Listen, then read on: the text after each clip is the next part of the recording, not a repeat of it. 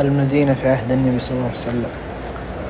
طبعا هذه كانت حجرات النبي صلى الله عليه وسلم، حجرات زوجاته.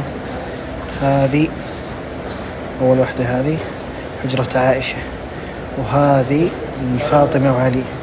هنا باقي زوجاته. وهذيك الدار الكبيرة دار عثمان، هنا دار أبو بكر. طبعا عثمان دار كبرى وصغرى.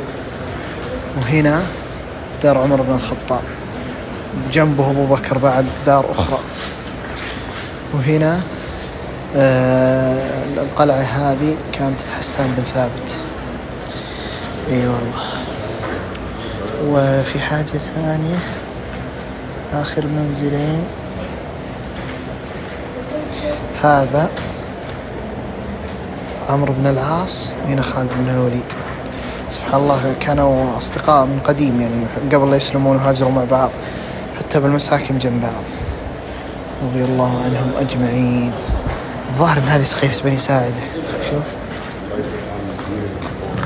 إيه سقيفة بني ساعدة. الله أكبر.